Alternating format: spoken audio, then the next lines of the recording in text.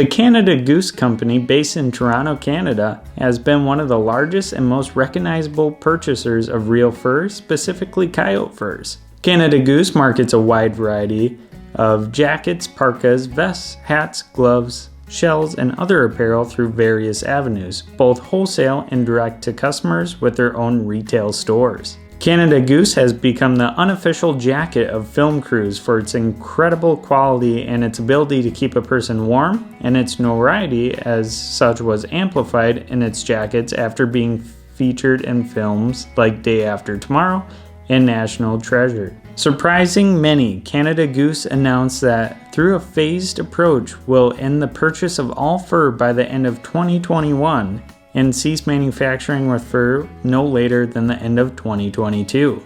By then, Canada Goose will use reclaimed fur that already exists in its supply chain and the marketplace, and plans to begin buying back the fur ruffs of customers' coats, intending to recycle the fur. The news is welcomed by many animal rights groups and campaigners who have protested for years against the brand's use of coyote fur and the goose down in their famed fur parka jackets. The news is unfortunate for those involved in the fur trade by impacting fur prices drastically.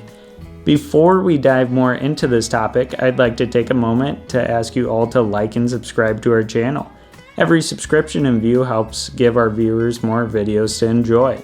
Every comment and like gets us noticed by the YouTube algorithm and helps us reach more people. Now back to the video. The Canada Goose Company gives its 65-year history on its webpage, canadagoose.com.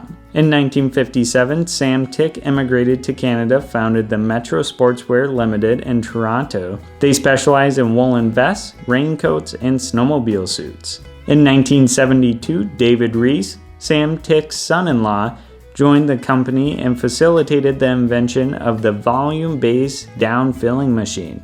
David also established the label Snow Goose, which later became Canada Goose.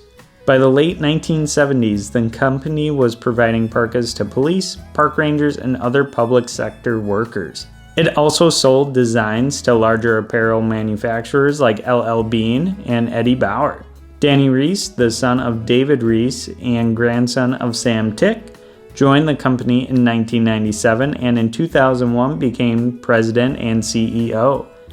Canada Goose acquired a Winnipeg-based manufacturing facility in the 2010s to meet the increased product demand and further solidified its Made in Canada commitment, and in 2014 officially opened its headquarters in Toronto, significantly increasing manufacturing capacity. The company became recognized by the Canadian federal government for employing 6% of the cut-and-sew labor industry in Canada and opened its first 2 flagship stores in 2016. One was located in Toronto and one in New York City. People for the Ethical Treatment of Animals, or PETA, was ecstatic when Canada Goose announced the turn from buying new fur. Following the public trading shares in Canada Goose was the New York Stock Exchange in March of 2017. PETA purchased 230 shares in the company. This tactic allowed activists to file shareholder resolutions detailing their demands and causing some corporate chaos. PETA submitted a proposal calling for the company to abandon the cruel use of fur and feathers. President of PETA, Ingrid Newkirk, celebrated the announcement, noting, "After years of eye-catching protests, hard-hitting exposures, celebrity actions, and legal battles, the company has finally conceded and will stop using fur, sparing sensitive, intelligent coyotes from being caught and killed in barbaric steel traps. PETA will now re-engage the company to push for the end of its use in feathers, which geese and ducks continue to suffer for." On the flip side, advocates for real fur are disappointed with Canada Goose's decision to stop buying fur. Truth About Fur, a website and blog that brings together leading fur authorities in Canada and the United States with a mandate to provide accurate information about this remarkable heritage industry, claims, "The real reason for Canada Goose's retreat from fur is clearly because of the security, PR, and other costs responding to relentless protests from animal activists, becoming too much to bear. No clothing brand has ever been subjugated to such aggressive campaign tactics. Store invasions, social media barrages, even noisy protests in front of the CEO's Danny Rees's home. Canada Goose held strong through all of it for more than a decade. But the company's extraordinary success in making fur cool for hip young consumers singled them out as being the primary target for increasingly aggressive activist attacks. In an interview with Cabin Radio, an independent internet radio station based in Yellowknife, New West Territories, Canada, Nathan Kojak, fur marketing coordinator at the Northwest Territories Department of Industry, Tourism, and Investment, said that he was extremely disappointed when he learned Canada Goose's decision.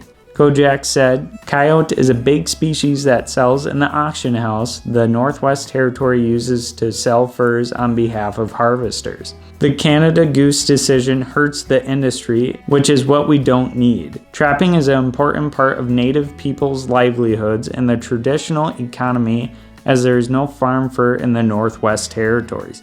I would like to urge Canada Goose to reconsider the use of wild and humanely harvested fur." In a separate interview with Cabin Radio, Robin Horwath, chair of the Fur Institute of Canada, which advocates for the Canada's fur industry, hinted that it is not just the Canadian North that could feel the effects of Canada Goose going fur-free, as coyotes are found all across America. Horwath said, "I am sure it makes everybody nervous because the fur industry is a niche industry to begin with. It certainly may cause a downturn in the prices of coyotes. Trapping is a wild management tool used by Canadian provincial and territorial governments, and coyotes are overpopulated in many areas of Canada. If trappers aren't able to make a profit selling pelts, the cost of coyote management could fall on taxpayers." Horwath claimed that it is going to cause a big issue here if eventually there is no market for coyotes. Somebody is going to have to keep them in balance and in check just for their own protection, let alone for the protection of humans and people's pets. Companies shouldn't be bullied into not being able to offer what they want in their garments.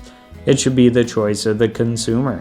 The fashion and clothing markets have been talking about Canada Goose's decision as well, and these markets directly impact the prices and numbers of sold furs. The use of faux fur substitutes have heavy reliance on synthetics including acrylic, monocrylic, and polyester. Leaning on petroleum-based plastic materials for the creation of faux fur garments is an issue due to the environmental degradation caused by microfiber shedding and chemical treatments. The commonality of synthetics across the fashion industry is highlighted by a RSA report which surveyed the material properties of 10,000 clothing items. The report found that 49% were made from polyester, acrylic, nylon, and elastin, which are all petroleum-based. This turn from real fur has already impacted the coyote fur prices. In March and May of 2019, prior to Canada Goose announcement, about 10,000 furs were sold on average of $60 per fur. Contrastly, 80,000 coyote furs were sold in June of 2022, with an average price of $14. It seems as though trappers are trying to sell more furs for a much lower price post-Canada Goose's announcement. Could this downturn in real fur coats from Canada Goose be the cause of the drastic price decrease in coyote fur prices? Or is Canada Goose just one piece of the lower fur price puzzle? We will have to see what the future has in store for the real fur industry. Thanks for watching this episode of Outdoor Experiences. If you have any questions or comments, feel free to leave them down below. Please like and share this video and don't forget to subscribe. As a note, we do have affiliate links in the description of the equipment that we use in our videos if you'd like to start making your own outdoor experiences. Thank you again for watching, and we'll catch you on the next one.